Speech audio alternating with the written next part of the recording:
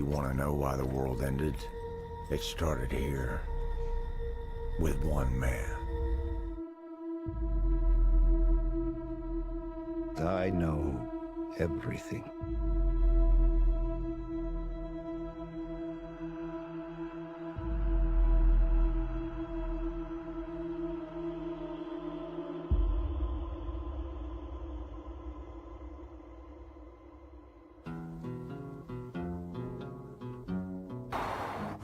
Let's get lucky, shall we? I don't want to set the world on fire. I just want to start a flame in your heart.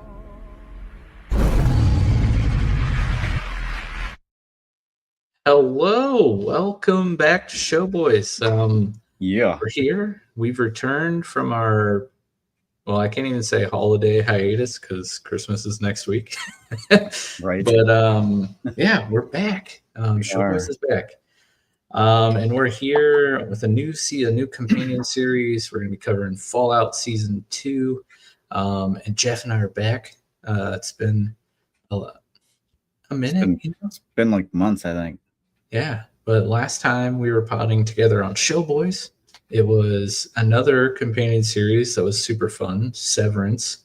Yes. I don't know what it is with you and I and starting to do companion series during season 2 of shows. Better late than never. Yeah, it seems like a little trend we're on. Season 2 is of everything. Yeah, there you go. But how are you doing tonight, man?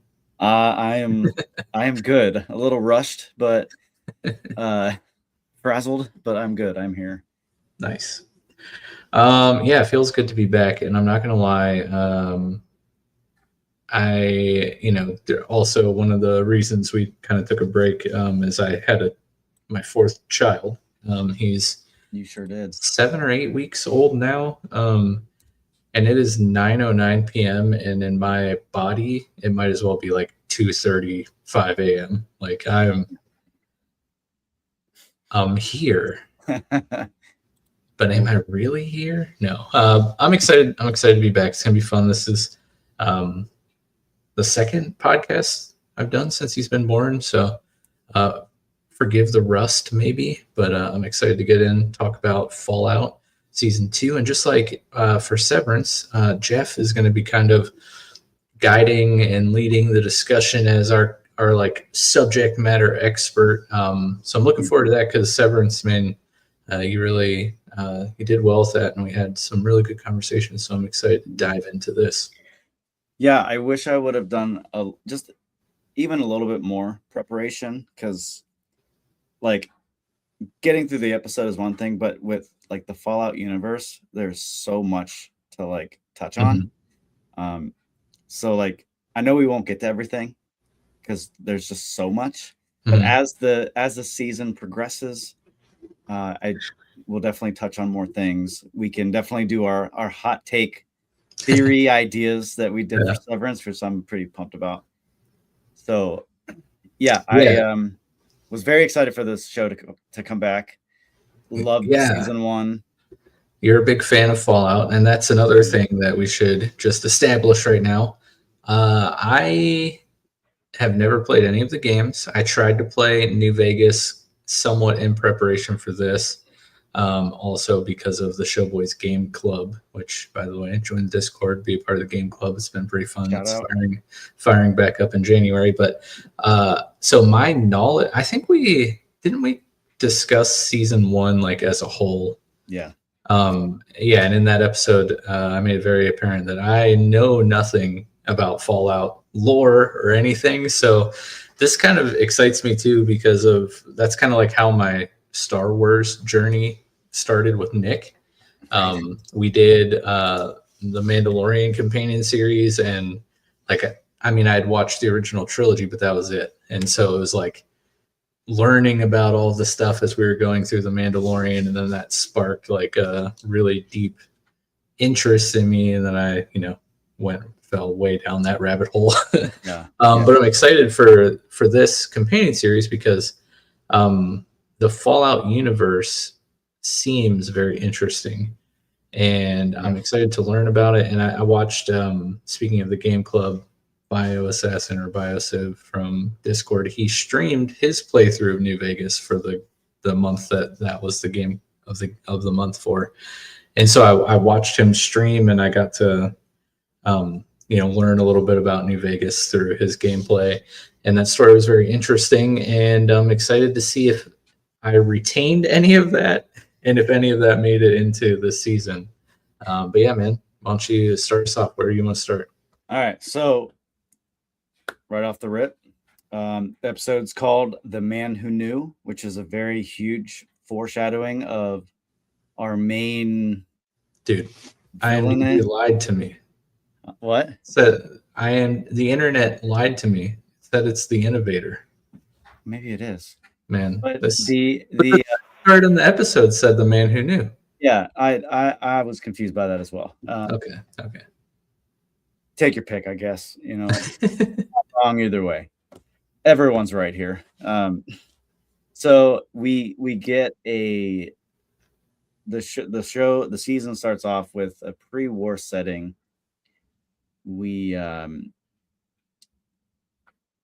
The people are protesting. It's kind of chaotic right away. Mhm. Guys are beating up on a poor robot outside in the street. It's just madness. Yeah. Then it seems very fitting because let's see, I watched this yesterday, which was Wednesday. Tuesday night, I rewatched the first Terminator movie, and then it led right into the opening of this of humans beating a robot with a baseball bat. It's like, hey, perfect. this falls right in line. Yep. So then we transition into a bar where we see a TV where Robert House is smoking aggressively on the screen. It's pretty wild how much he's smoking. You ever see those like pictures or videos of like the old Japanese guy playing Pokemon Go, and he's got like his bike, and on the bike handlebars there's like 32 cell phones. Have you ever seen that? No. I'll try to find a picture of it, but like that makes me it's just House with like 32 cigarettes, and he Yes. just like smoking them all at once. 50 in between each finger. So he's having an interview. He's basically offering help with international disputes. Like if you ever want my help, you know how to get a hold of me. Because he's got the answers. Like, as we come to find out, he is the man behind a lot of the issues. So then the guys are talking about, how he's stupid, whatever, and there's a guy who interrupts them who's sitting like in the back, and it's the same guy, still smoking. How's he doing that? At first, I was like, I had to like do a couple takes. Like I went back to look at the screen and then look at him because he looks a little different. Like, is this the same guy? They say the camera adds a few pounds, so and warps your face apparently a little bit. Yeah. So like if we do like camera inception, the news house was through two cameras, and then bar house was just through the camera made to make the show. That's right. It just like I was like picking apart like his face and his mustache. Like, is this the same guy? And I even like, is that the same guy that's on the board in like season 1 when they're doing their like war room, dark room conversation with he's smoking there too. Okay. And they even have a flashback in this episode about that. Yeah. So anyway, they have a confrontation. He throws some big words at the bar guy. And he grabs him and they go out to the back alley. This part was wild to me. He's like, hit me in the mouth. I think I'd enjoy it. And the dude just pops him in the mouth. And he's like, I'm rarely wrong, but let's move on. Anyway, I've got this trunk full of $31 million. Yeah. Just randomly chilling there. Like, he knew exactly what he was doing. He was just looking for a guinea pig. Yeah, just let me slap this spine hugger to the back of your neck. Yeah, he's like, what are some options, or what do you think you could do to earn this money, whatever? And he doesn't have the guy that doesn't have anything to say. He's like, I got an idea. And he pulls out this device. He's like, why don't you put this on the back of your neck and we'll test it out. And the guy just grabs him. He's like, why don't I just break your fingers that you never use and just take the money? Yeah. And then he like turns, which was a very bad decision on his part. Yeah. Slaps it on the back of the guy's neck. And then he has like this device and he presses a button. And it's like a mind control device. Yeah. And he's like, presses the button. He's like, I want you to take care of your friends. Yeah, it must be an aggressive mind control device, because that sentence could mean a slew of things. Take care of your friends. You could have went bought dinner. He handed him a bat. That's true. There's a very clear resolution there. Then and he did. Yeah, he definitely bludgeoned them both. Well, bludgeoned the one and then chucked the bat at the other guy running down the alley away from it. It's very impressive. And then he starts to turn on House, and House is like panicking. He's like, what do I do? What do I do? And then the guy, I saw his eye twitch. I'm like, oh, not going to end well. And then all of a sudden, just blows up. Yeah, so you could kind of tell in that scene. I mean, obviously, House says this in the scene that he's like testing this device. Market research. But you can definitely tell that it is indeed being tested, because exactly what you said. It's not as strong as maybe it needed to be until it was too strong. Till it's way stronger than because he kept turning up the dial. Yeah, but the guy kept not going to end well. Yeah, a guy kept coming forward and he kept turning up. Yeah, it was a really interesting introduction to the show. House rings a bell in my brain because of watching Civ play New Vegas. So how does his character so far line up with what you know of House from the game? Well, not really seeing much backstory of House or playing much of the game, if I'm being honest. I think that we'll get more like insight into his character as we go along. He's basically the man behind the stuff, like all the stuff that's happened. Yeah. Because he's like the brains behind all of New Vegas. And he's got like a private missile compound, underground. Yeah, what the heck? So like, and it's kind of like in the episode so far, like it's been hinted at, like it's not about who starts the war or whether or not there will be a war, but who presses the button. And I don't think in the game they really explain who pushes the button. I think they're taking a little bit of creative liberty with this because Cooper's wife is the one that suggested that we just do it ourselves. Just right. Because, corporate greed. Yeah. I could be wrong. Like I said, I didn't play a lot of Las Vegas or New Vegas. Yeah. So what I remember of Civ's stream is I don't recall anything about like a backstory of the war, of what caused the fallout. New Vegas kind of has its own okay, keep this in mind. Somebody who had not played the game only watched somebody play the game. But it kind of has its own like isolated story. You're like a courier who gets wrapped up in the wrong thing and end up working for / taking out House by the end of the game. But I don't remember if there's any sort of like backstory of what caused the war or who started the war or anything like that. But it is really cool that here in the first episode, that story thread from season 1 is picked up on right away. So like, you know, we're not waiting, you know, an episode or 2 or 3 or halfway through the season to like get more of the backstory pre Fallout. Right. Because that was a really interesting thread in the first season. Yeah. I mean, they jumped right in, like face first, head first. Lots of explosions. They start with a bang. Lots of explosions and exploding heads. So many exploding heads. Yeah. Introduction to House, pretty cool. Introduction to Lucy. Yeah. And the ghoul. Which we see him cool. first.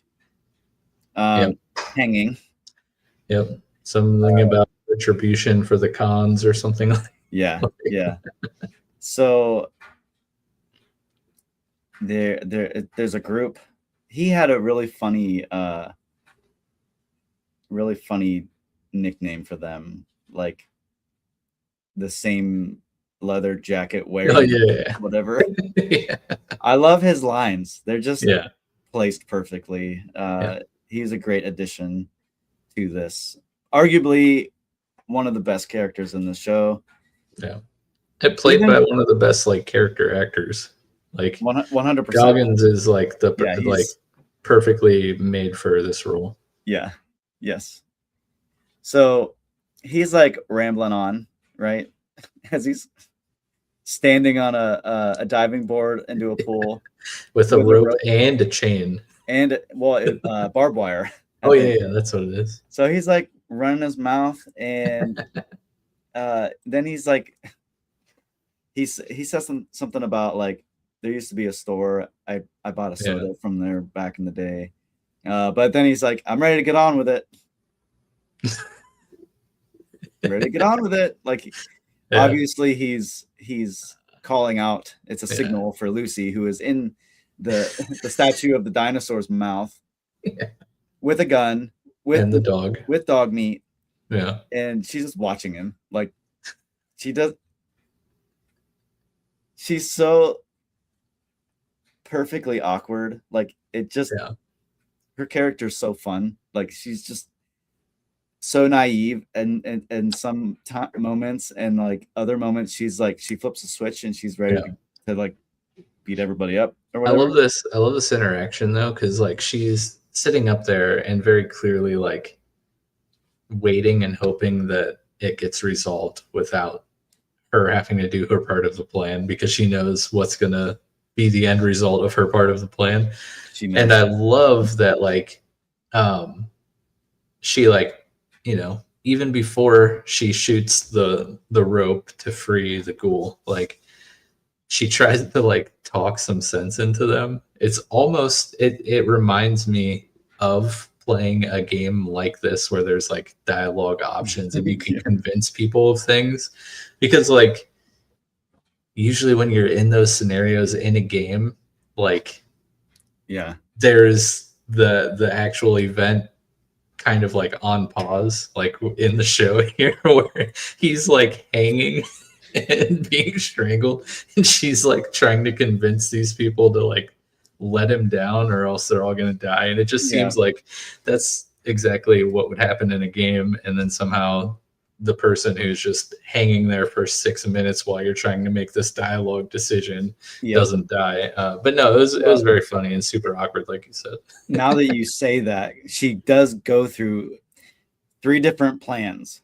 She's like plan A, plan B, plan C. Like she's giving them all like this was the plan all along, and then she ends it with, "Would it help if I said please?" Yeah, she needs to boost that charisma a little more. But then she said, or the one dude on the ground said, whoever kills the girl first gets to eat the dog. And then they start shooting at her. Yeah. And then that's when she shoots the rope.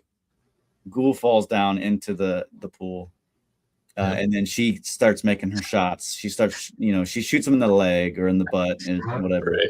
Right. You've heard of Elf on a Shelf, but how about Ghoul in a Pool? Oh, no. By the way, I sent you the picture on Facebook of the Pokemon Go guy. Oh my gosh. That's definitely Mr. House with all the cigarettes Yes. with, Yeah. a, But with a smoke cloud following it. yeah. But yeah, no, it's funny because isn't that like a big thing in the Fallout games of like being able to like slow down time and do like tactical shots at different body Yeah. parts? So there's like, so in like the original games, like 1 and 2, and even like Fallout Tactics, Mhm. there's like a special like aiming system Mhm. where like if you would right click on the mouse, you could like see your percentage of like possibility of hitting a certain body part.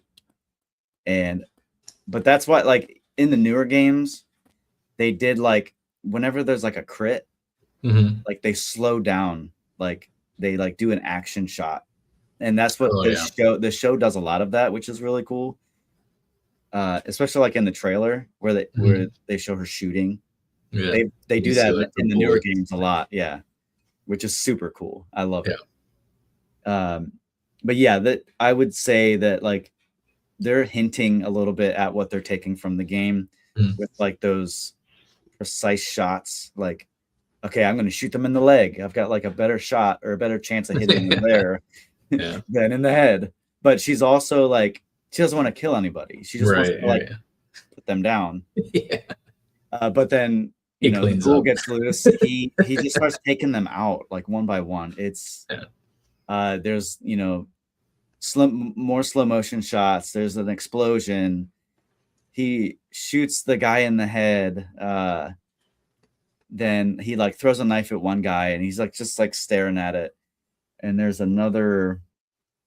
He grabs the grenade off the guy's belt, pulls the pin, shoved it in the back of the guy's jacket, and like kicks him, which pushes another person off the edge into the pool, and then just explosion.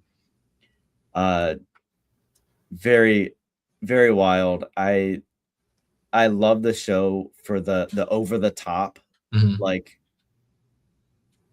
violence and gore, like because it's the game. Yeah.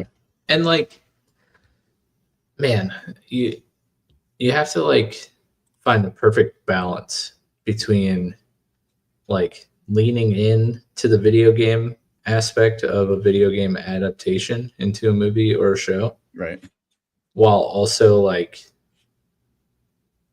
telling a good story and like having the show or movie make sense and be a good show or movie. right. And like, which kind of side note, but somewhat related, like I'm really excited to watch the new Street Fighter movie for this exact reason. Have you seen the trailer for this? I have not. Oh my gosh, you gotta watch it. It's insane. And it looks so dumb and like over the top, but perfect for that style. Like what else would a Street Fighter movie be? Like it can't be like a super serious like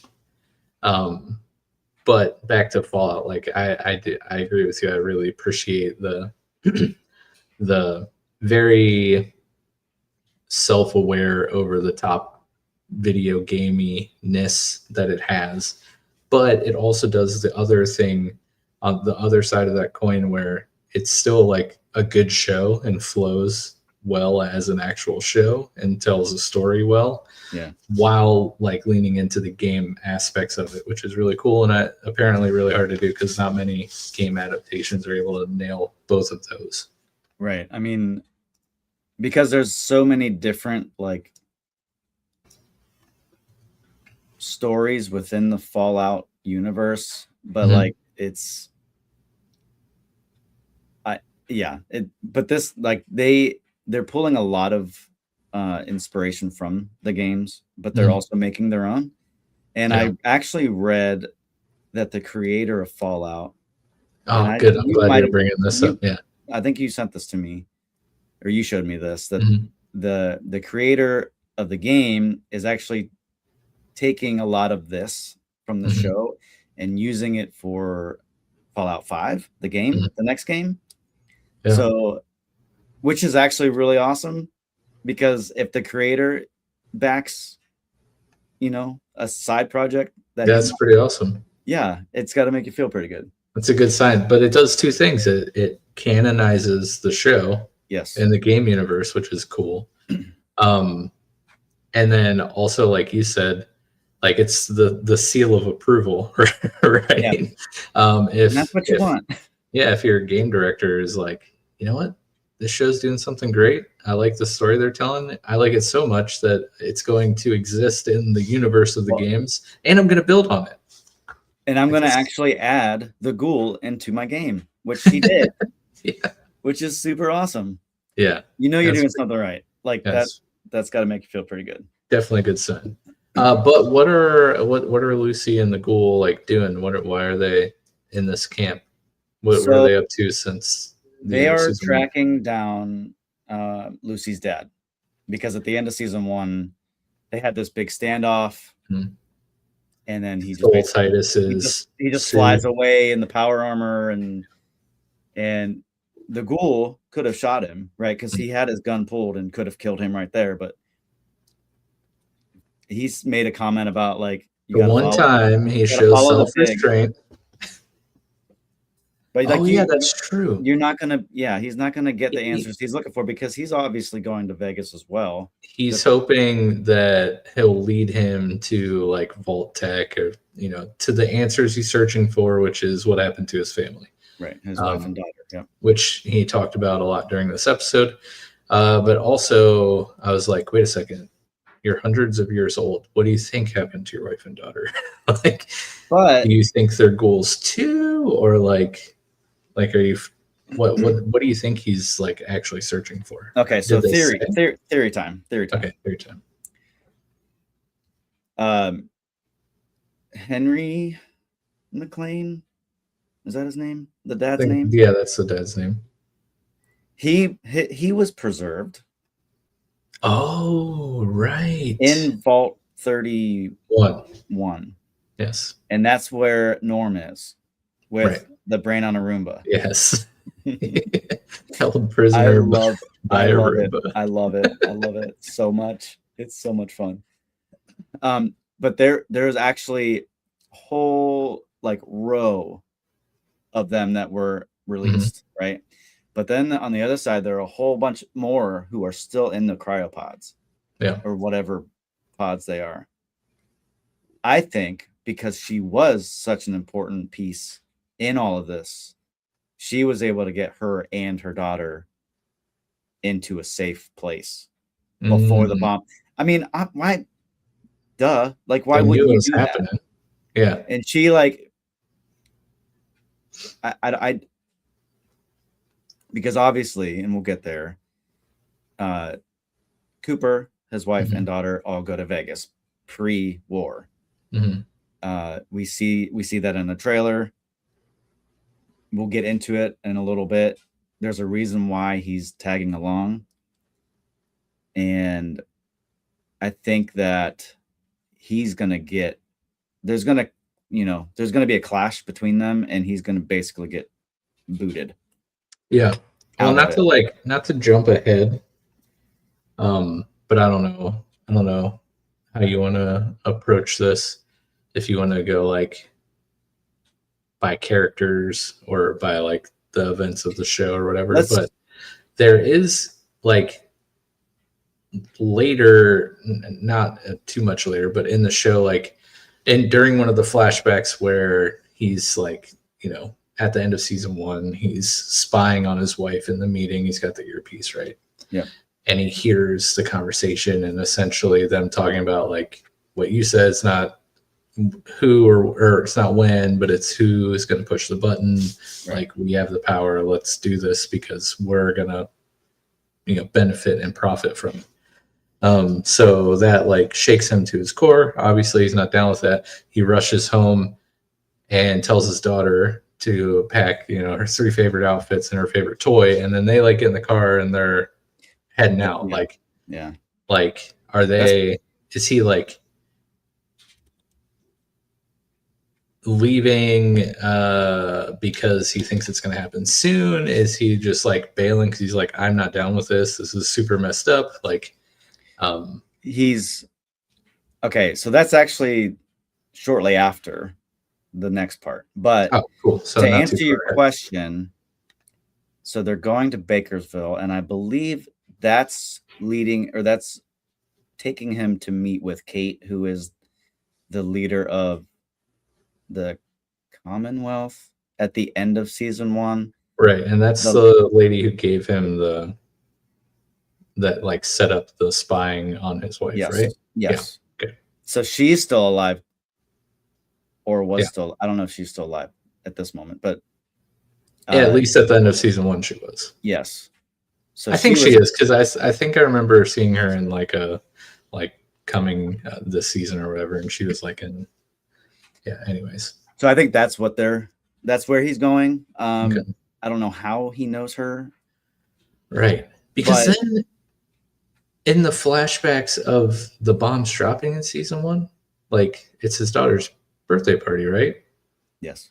And wasn't his someone's. wife was his wife there, I don't. or was it just them two? That's a good question. I don't know. I if can't she was there. recall. Maybe it was just him and his daughter. Yeah, because he takes off with just her, and I don't remember seeing the mom. Because I think he gets on. Doesn't he get on a horse? Yeah, because he's like, isn't he like the entertainment? Yes. Yeah. Okay. Yeah. So yeah, Interesting. they probably have some history, maybe because, I mean, he obviously eventually gets a deal with, being a spokesperson, whatever, for Vault-Tec, because he does the commercials for them. And then his wife works for Vault-Tec. So there's obviously going to be some overlapping, relationships or whatever. So it's not too far out there. And I think that what's her face, Kate. Actually, I don't know what her role is. I'll have to look into that. But so rewind just a little bit. Ghoul and Lucy are walking through the desert. They're having a discussion about murder and how she's not being helpful by shooting folks in the knees and the booties. All that matters to him is that she shoots the rope. So they come to Vegas in the background. Yeah. They come up to a clearing, and she says it still looks like it does in the picture. It mostly looks like what it did in the picture. And the Ghoul says most of the bombs got shot down. And Lucy asks if they could save Las Vegas, why couldn't they save America? And then the Ghoul replies, there was no they, it was a man. And that's when he tells her about Robert House. And he also says that no one near him, Robert House, is safe. And then one of my favorite moments, or like favorite interactions between the two of them, she asks him, why would my dad go to Las Vegas? He just looks at her and walks away. It's great. It's great. He's like, good talk. I don't need to explain this to you. But anyway, then that's so obviously you need to level up your perception skill a little bit. No kidding. There's a guy who did like the experience level that all the different characters are at. Oh yeah. Which is super fun. And the Ghoul is probably like level 89 at this point, just because he's been around forever. Yeah, that's true. 200 years. I mean, that's got to get you some max XP right there. There's some like League of Legends joke in here somewhere. If you know, you know. I don't remember the exact thing. Just Google it. 200 years experience League of Legends. So then we get our flashback, what we just talked about. Then the one part, they're driving through a neighborhood, and the daughter asks him, is mommy coming with us? And like he just totally ignores her and turns the radio up. Classic dad move. And then he's sort of awkward question. You're just like, huh? Oh, sorry. Let me turn this up. Oh, this is important, honey. Listen. And it's actually like a emergency broadcast type thing. It's like a test that it will begin soon.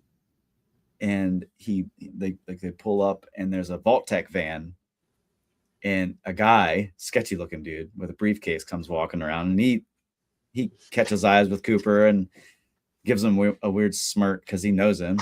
Mhm. And then the sirens go off, and everyone starts freaking out. And he's like getting out of the car. He's like, "It's just a test." Yeah. See, if It's they would have just turned a their test. radios up. Then the lady with curlers coming out. We're all gonna die. Classic. Yeah, that's my kids when they see like a fly. Yeah. We're all gonna die. And then his daughter's scared, obviously. Mhm. She's too busy worrying about her mom. Mhm. Then he like picks her up, holds her. Then we see like, I believe it's the same Brotherhood of Steel chopper that flies by. Yeah.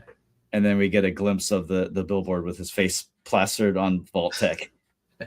Dude, by the way, his thumbs up, like his thumb is very like, what's going on with It's his weird. like, I thought that was interesting that you have like the same aircraft. Yeah, really cool. Speaking of Brotherhood of Steel, during the season 1 recap, I was reminded like of all of the people in the show. Yes. Like, dude, Price from Mr. Robot is the. And dude, like he just must have one voice, that like shaky on your deathbed old man voice.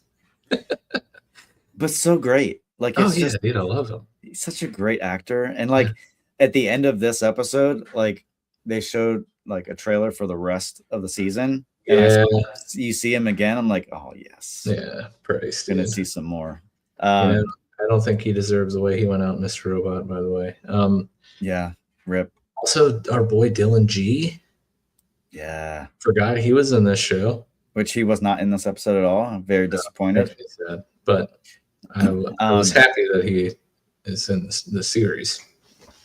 Yes. Yeah. He's got his sense of humor is great. Just great. And I feel like it just carries with him whatever role he plays. Yeah. It's great. I will be very happy when I see him in this.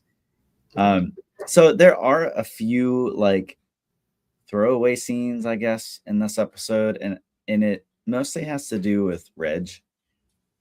The dude with the lollipop, and then he runs into the overseer.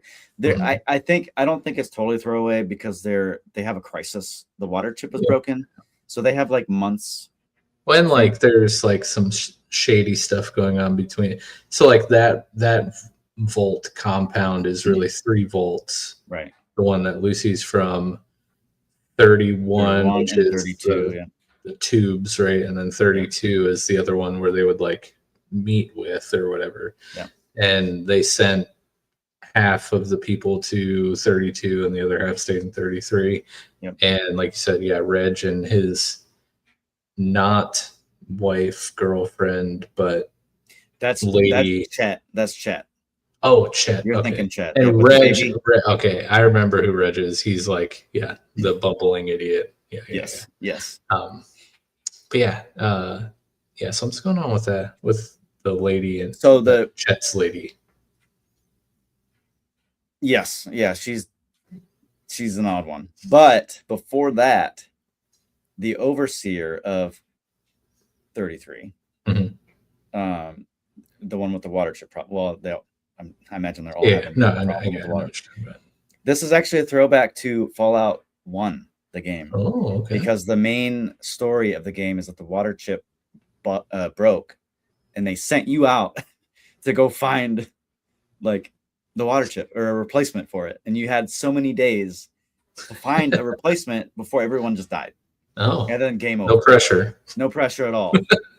And like that just replays in my head over and over again, seeing the days count down as you travel. Like if you fast travel in the map, the days just click down even faster. I'm like, oh no. And like you have to plan out your route. Like you can't just meander through everywhere. It was like your first Pale Beyond experience. Yes. Which I failed at miserably. both games. But yeah, anyway. So yeah, they have a nice little water chip problem. Nice, cool little nod to the first game. I loved it. I also love So- how she treats Reg. Yeah. Give me a list of stuff you need, Yeah, and you just- can have a group Literally whatever you need, get out of here. before you break something else. So after this is where we have the old dude whose name is Davy, who has a very specific complaint to her name's Stephanie, the one-eyed blonde. Okay, yeah, Stephanie, the crazy lady. She's super wild. He's carrying on about like things being backwards. Like, can we have some signage? Like, Yeah, because Pointing now he people got the moved right to way. the other vault, and everything is the opposite way as normal. and he's like, could you have like a teaching on like signage? It's very Or- very severance-y. He's very, yeah, it's very serious. And she's like, it's basically the opposite. Like it's Yeah. flipped. Yeah, But anyway, it's just funny. And then he leaves, and Chet turns the wrong way almost. turns into the wrong wall. way. Well, yeah. And he meets Chet, who's out in the waiting room with the baby, and he's like, just spoke with your wife, you know, blah blah blah. He's like, that's not my wife. Yeah. And he's like, your baby is, you know, great, whatever. And he's like, that's not my baby. Yeah. And he's like, I don't have families a. are great. He's like, families are great. He's I like, don't have one. I don't have one. And then Chet's like, I don't have a family ever either. And Davy's like, well, enjoy it. Yeah. And then leaves, turns the wrong way and whatever. Yeah. I love that whole like 30-second. The little goofiness, thing. Yeah. it's well placed. I love it. And it fits the Fallout universe. Like it's so goofy and so like bizarre. Like, because these people are basically sheltered from the world. Literally. Like, and they, figures. yeah, in every way, in every way. So they have no idea what the world was like before. Yeah. They have no idea what like basic human interaction is. It's just being like Mhm. in a bubble. Yeah, and I don't know what it is like for a period of time. Like everything about gaming, I wanted to be like super serious, right? But like, I love stuff that doesn't take itself too serious, you know? Yeah. And like, dude, give me the Dude, that's- cheese. I love it. That's the charm. That's the charm Yeah. of Fallout. I mean it. Like that, the goofy, like one line, like the random Yeah, goofy I like it. characters that like don't seem to fit. They just Mhm. fit. They just fit. Yeah. They help like create this universe. but yeah, what's going on with Chet and Stephanie? Like, So she's up to something. she's definitely up to something. I need to go back and like kind of dig into that a little bit more because I've forgotten a lot from season 1. I did not do a season 1 watch through Mhm. like I should have. But she's basically now the overseer of 32, and she's like typing away at this terminal. Like, Yeah. I don't think she knows what she's doing. And Chet is like basically like, hey, can I have a job? Like, Yeah, I don't he's want this baby. jobless. Everyone thinks this baby is mine and that we're together, and I don't want that. I just want a job. And then she's like, she loses her mind. Like, she's cutting like an orange or whatever it is, and she ends up slamming the knife on the desk. She's like, are we Mhm. having a fight? Her one crazy eye. Yeah. He's like, no, we're good. We're good. And she asked him Chet how- Jr. and I will see our Chet- way out. Yeah. Everyone's calling him Chet Jr. The neighbors. But then she asked him if, you know, how he is with computers, and he's like, no, that was Norm's department. And then why don't you send him a message through the terminal, because he's at 33 or whatever Mhm. vault he's in. And then he turns and leaves. And I she do starts love typing away. Yeah, I do love though how when he's asking for a job, he's like, you know, if you need like a gate guard, I have some experience. I have some experience with that. Yeah. Yeah, she starts typing away like a one-eyed mad lady. But then we see that the communications have been cut off. And then we see it again from a different perspective, where it's the brain on a Roomba and Norm is trapped and he's out of food. Mhm. He's gathering water through a dripping pipe. Yeah. And like the brain, I don't even remember what his name was, but the brain has his little needle sticking out. He's like, just get in the cryopod. Wait till it's safe to go to the surface for reclamation day. And Norm asks him what that is, and he's like, oh, when no one is left on the surface to disagree with us. He's got some great lines too. What is he, a liberal? No, I'm just kidding. Probably. Sorry. Yeah. The all the vaults are probably the sleepy, nonsensical, no filter. it probably explain anyway. So he basically says, you know, your overseer knows what to do. No one's really coming for you. It's going to be harder when you can't see. And he cuts the lights. Yeah. He's like, you're living in my world. You wandered down the wrong corridor. What hope do you have against the greatest achievement in vertical integration? You're in over your head, and no one's coming to save you. So, dude, if like, you're getting trash talk like that from a Roomba, like just I probably give up, just man. end it. Just give up. I would get in the cryopod. Yeah. I just got owned by a Roomba. You just got owned by a Roomba. Yeah. For now.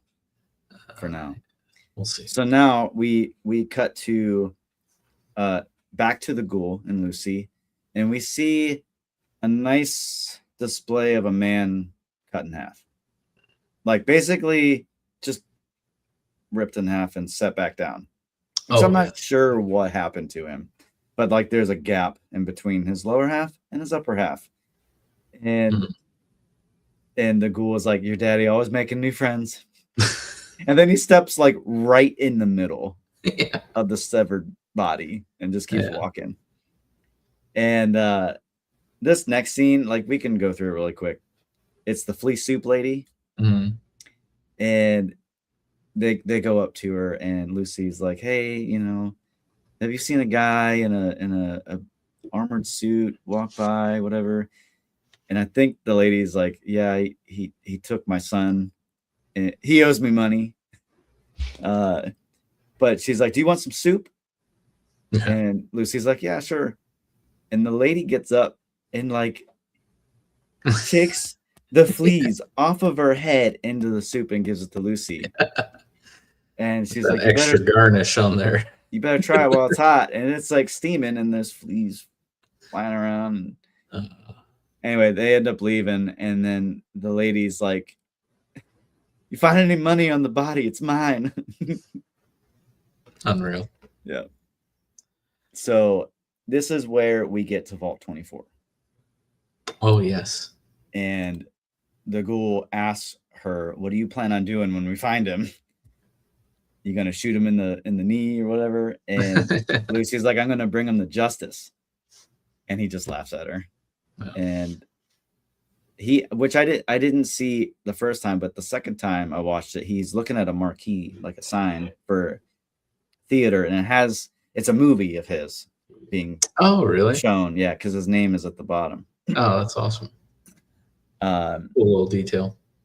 So they find Vault 24, and then this is the flashback where Cooper is in the diner talking to Kate.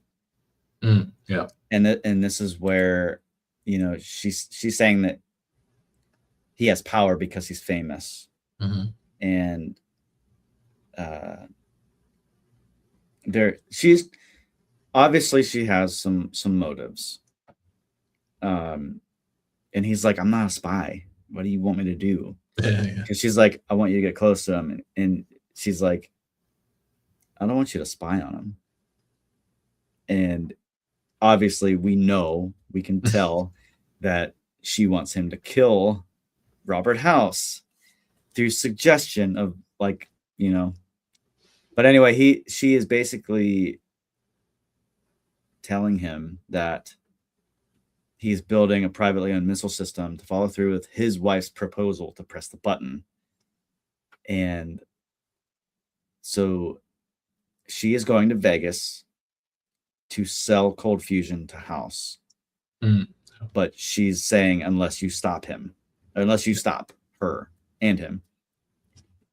So to play nice, basically, with his wife, which there's so much deception within this family. It's crazy. Yeah. And then she says, when the world goes down in flames, at least you'll know your hands are clean. So this is crazy. And then they leave the diner. And then we go to Cooper's home where he's making dinner. News is on. House is on the TV saying whether, it's not whether the world will end, whether or not the world will end, but who will press the button. So it's just a lot of, they keep saying that over and over throughout the episode. So he's going to be pressing the button, or his wife is going to be pressing the button. And then the wife comes home, and then he pretends nothing is wrong. And that's the end of that part. Yeah. And then we cut back to Vault 24. They're roaming around, and the ghoul's like, looks like Daddy took a detour. Yeah. Because they run into a lot of test subjects. That's when they go down into the vault deeper into the vault in the elevator. But he followed the tracks of the power armor in. That's right. And he says they were going in and they left. So he went there for a purpose. And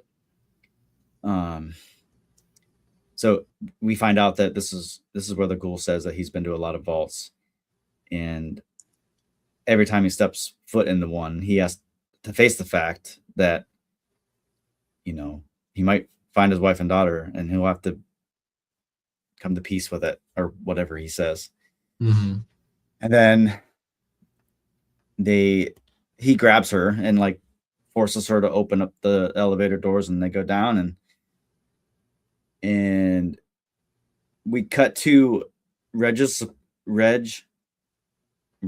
I guess we can call him Reggie, his support group. It's another like quick throwaway scene, but it's just like the awkward and like the gross part of the vault life. And I think that's like kind of the point of it, is to like show just how messed up the vault, like this whole community is. He's like, it's not your fault whether or not your parents were or are related. And the guy and she's the like, girl. yeah, she's like, we're gonna change the rules, right? He's like no inbreeding, and he's like, no, the rules are fine. And then because this couple who like obviously they're related somehow, like cousins or second cousins, and they like get up and leave. So it's but that's what the world is. I love how he starts it out. He's like, it's not your fault if you're the result of inbreeding, and then it's like, so we're gonna make it illegal, and he's like, no. It's the rules. Yeah, it's just great. And then I do love also how it basically just turns into like a therapy session for the other lady who doesn't leave. Yeah. But Reggie, he's finding some purpose, because yes. Even though at first initially he's annoyed that she's like essentially using him as a shrink, when when she says she'll stay, or like she doesn't leave, and he sees that he has a little bit of worth in that moment, he's like, oh, okay, yeah, tell me more. Yes. Yeah. It was just weird, like, but it's definitely Fallout. That's what we're getting. The fans know exactly what they're walking into when they watch the show. A whole lot of weird stuff. So anyway, we are back to Norm, and it's funny because the "It's All Over" song is playing from like the trailer of the season. And then like the brain is warning Norm not to eat the toxic bug as much as he thinks it's a good idea. It's not, it'll kill you. But then he also offers to stab him with the needle, a quick death. So you don't have to deal with all the headaches of being alive. There's only two rational choices, either the needle or the pod. And then this is where Norm like kind of has a moment of like, like, aha, his eureka moment. He's like, you're right. There are only two rational choices, but there are plenty of irrational choices.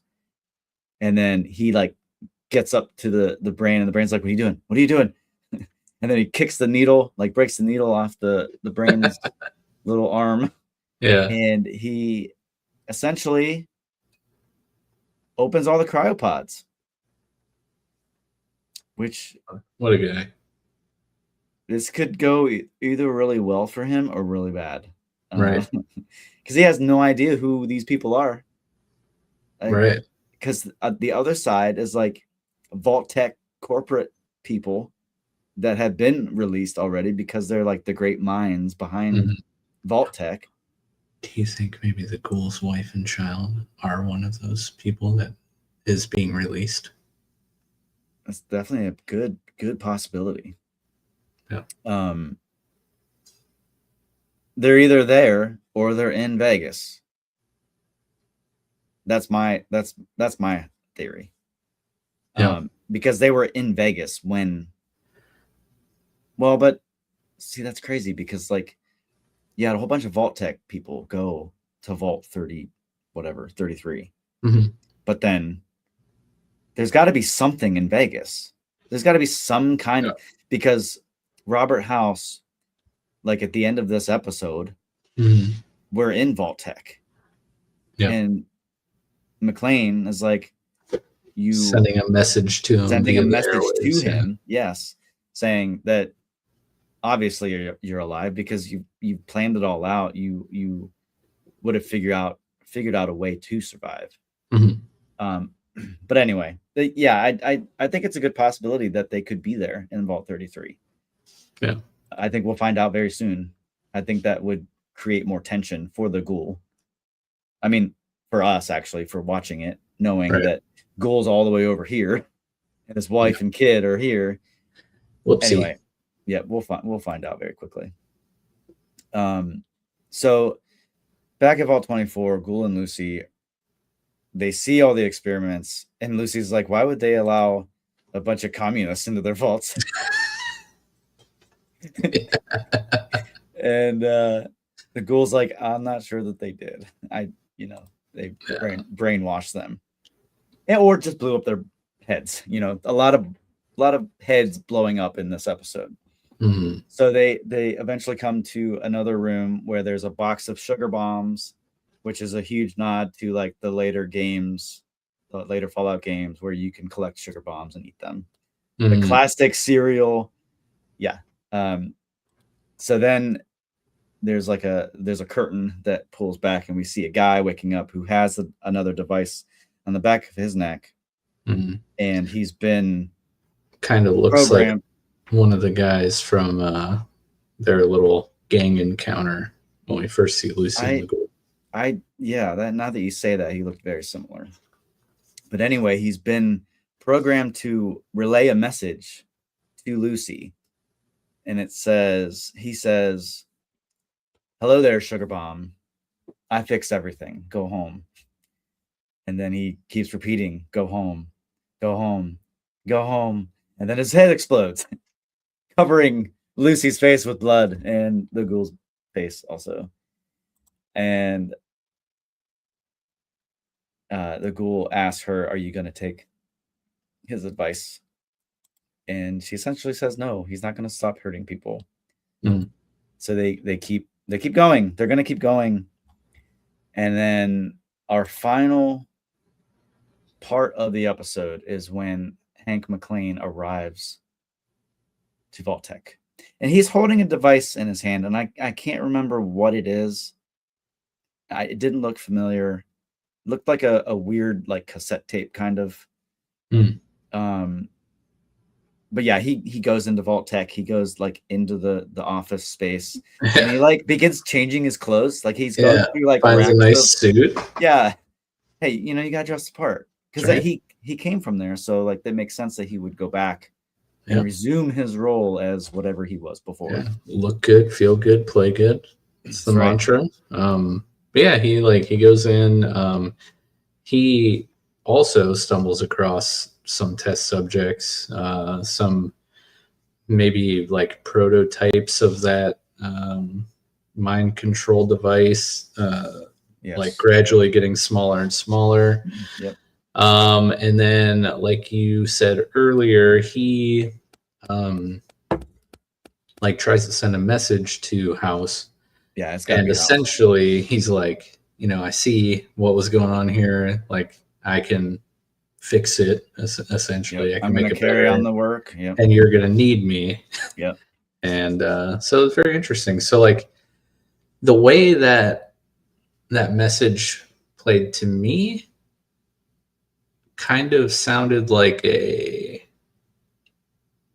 not like a threat, but like aggressive, and not like, hey, I'm here, like, let's get back together. And like, how did it play to you? That's what I mean. Yeah, that's definitely a piece of it. And I think mainly, probably, maybe he was like not totally taken serious. Like he was like the guy who was working hard, but not really getting the recognition.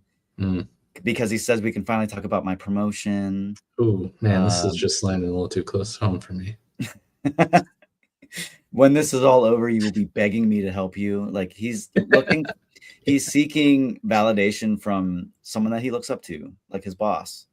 And I think he feels important because he survived, and he's like lived throughout. Like he was in the vault, obviously, but he lived through this season and has survived and has now made it to like ground zero, I guess, if you want to call it that. And like he wants to, like, he knows his importance, right? But he wants to know, he wants House to know that he's important. And he's obviously smart. Yeah. Well, yeah. And a kind of a passive aggressive way. Like, I'm important. We can talk about my promotion. Show you. I'm going to show you the hard work I can do. But he's also a threat. Like he's not, don't mistake that passive aggressive as like not dangerous, because he's obviously dangerous. Yeah, and he's got a power suit. He does. So that always helps increase the danger level. Absolutely. And his role, I mean, they've highlighted his role in the show, so he's obviously important. He's a big player in all of this, and I think I don't know how they're gonna do this, but House is kind of alive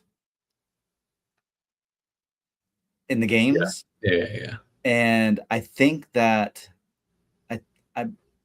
I could be getting some stuff mixed up, but I think there's an underground bunker underneath this Vault Tech facility.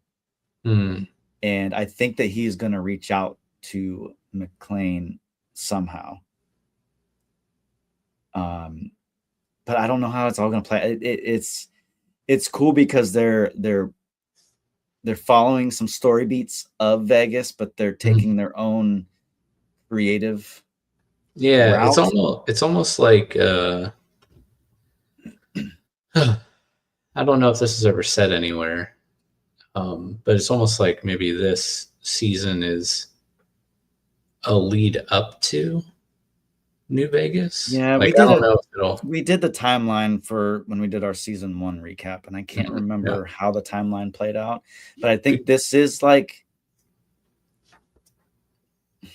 it could be. I mean, it definitely could be. Because like what you're saying though is accurate from watching Sib's stream. House is alive, but not like what we've seen in the show so far. And there is a clip in one of the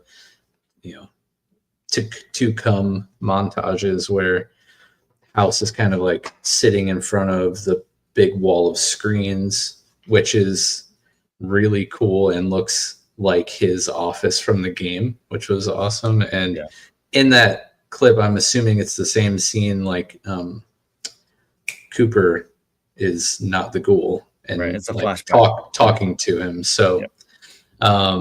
yeah, there's definitely going to still continue to be like a build up to the New Vegas that we know and the house that we're familiar with. But yeah, I'm interested to see like how far into the New Vegas timeline of the game this season will go into, right?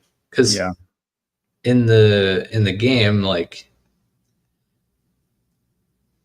as the courier, eventually, like you're the one that deals with house, and that's obviously different from the show.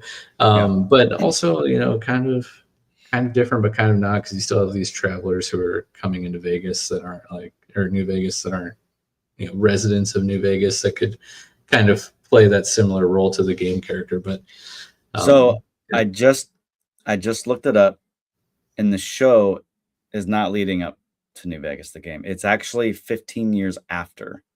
So this is still relatively fresh. So there's a big gap nice, that they could fill, right? And that makes sense with what we talked about earlier of like using this show as almost a launch pad for Fallout 5. Yeah. It's this like world is relatively new, or the New Vegas, the game is relatively new in comparison to the show. So it's not like hundreds of years later, right? Right. And I don't remember how the game ends, but I would imagine that this area has been preserved after. Yeah, no, New Vegas, it doesn't get destroyed or anything. Okay. Spoiler alert for New Vegas. I mean, it's like a 10-year-old game, but no, actually, that was a really cool thing about watching Civ is obviously with Fallout being like a very heavy RPG game. After he rolled credits, it like went through all of the factions that he interacted with, and because of his decisions, it was like this group, ended up doing this and blah blah blah. But New Vegas like remains, so that falls in line. This show being 15 years after that game, it would make sense that New Vegas is still like a settlement and a thing. But it will be interesting to see house. And I wonder if they'll like do even like some more nods like while they're there, because it's obviously it's still an operating city at some capacity. There'll be different groups or different factions. That's what this show is about, is like different factions, like either working together or against each other. That's just the Fallout universe, right? Like in the games, you decide who you're going to side with, and that could go really well or really bad for you. Like side tangent real fast. I was playing Fallout 4, and there was like this wild, like religious cult, like that you didn't even realize until you like began to talk to them, and they're like, oh yeah, the only thing that you need to do to join is give us all your stuff. I'm like, no. And then they just like start shooting, like everyone like turned instantly. And that's just like how Fallout works, is like your choice or your decisions turn into a gunfight really fast. Yeah, right. Really fast. Is Fallout 4 in terms of release order before or after New Vegas? Game wise, before. Okay. Game wise. So then, as far as story goes, I don't know the order. Okay, so it goes Fallout 4, New Vegas, and then Fallout 76. Yes. Game release wise. Okay. Interesting. But yeah, it was the end of this was very interesting. Nice little episode 1 setup. So yeah, I don't know. What are you first? What are you oohing about? And second, where do we go from here, do you think? Okay, so first question.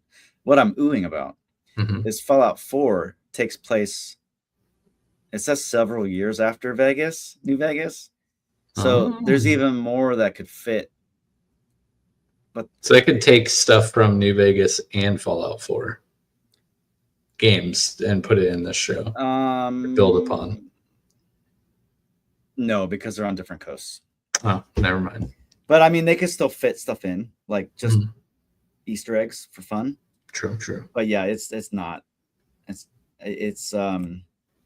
East Coast, because we're on the West Coast in Right. the show. Second question, as far as where we're going from here, I don't know. Simple answer. We didn't see any Titus. No Titus, but we will see him because they're, like I said, excuse me, this show, the series, the games is all about factions. Like there's always going to be warring factions, different groups that are like warring and fighting towards the same thing. And the cold fusion is still a hot item, like because they were messing with that at the end of season 1, and I cannot remember exactly what happened with it after, but that was like the whole like build up with the guy's head, with the chip that was in his head or whatever.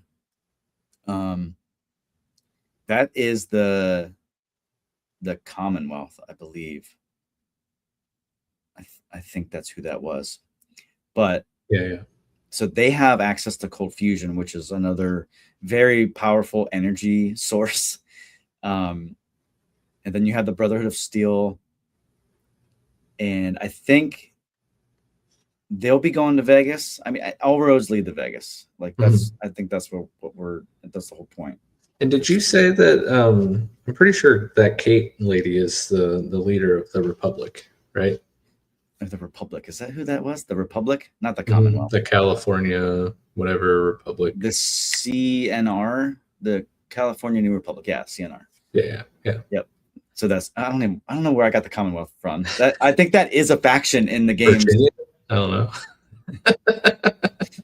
No, that is in 4. That's actually in 4. Commonwealth of DC. I don't know. And it was very like old school, like oh yeah. Like That's early hilarious. America, Commonwealth, like early 1700s probably. That's awesome. But yeah, a lot of cool nods. I think that what I'm hoping for is that we get the Enclave, and I don't think we'll get the Enclave, but they're just another random faction who was like a big threat in Fallout 2, which were like arguably more lethal and dangerous than the Brotherhood. Oh. And because like for a while in like the first couple games, like you didn't really encounter the Brotherhood of Steel. Like you would see them random stations, and like they'd have like secure like bunkers, like doors that you couldn't get into, but you could like randomly talk to them a little bit. Like they'd click on them to talk, and they just have like a little one-liner like, hey, get out of here, like you have no business being here. But yeah, so it'll be interesting where we go from here. Nice. I'm looking forward to Return of the Brotherhood. Yes. Return of Price.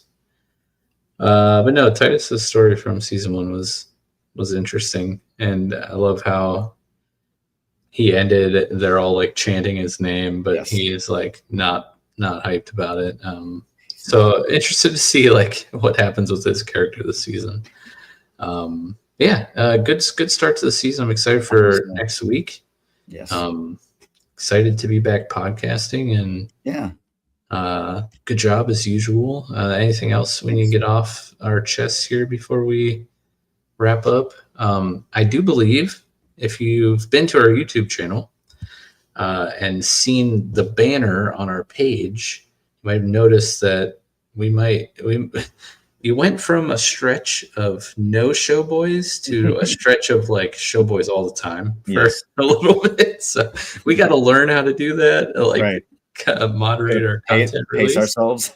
But yeah, so we obviously have the Fallout season going right now, and then I believe in January, Nick and Chad will be live streaming on Tuesday nights. I think so. The Game of Thrones spinoff, Night of the Seven Kingdoms, which looks really good. Yeah, and you know they go deep into the Game of Thrones world. So be sure to watch that. Yeah, that'll be awesome. That'll be starting in January. on Tuesdays, and we're live streaming on Thursdays. And then, of course, we have our we didn't forget about this, our year-end What's Watching and What's Playing awards that we're going to be doing, which we'll probably live stream too, because I don't want to have you have to edit a bunch of stuff. So the What's Watching awards, I believe, are coming this Sunday. So in 3 days, whatever. So yeah, follow us, like, subscribe, whatever, on YouTube, Twitch, Facebook, and of Everywhere. course, audio platforms. They'll be released audio versions after the fact. Also, next week is Christmas. Friday. Yeah, we're going. So we are going to be live streaming Fridays. So for the next 2 weeks. Yeah. So the week of Christmas and the week of New Year's will be on for Friday. Yep. So So definitely make sure you follow us so you're notified when we go live. Join the Discord, check out our Patreon, patreon.com/Showboys Podcast, and of course, Pokeboys Podcast. But in the meantime, have a good night. I'm going to go to bed. I'm so tired. Go to bed, you old man. Yeah, we'll see you. Peace. You want to know why the world ended? It started here with one man. I know everything.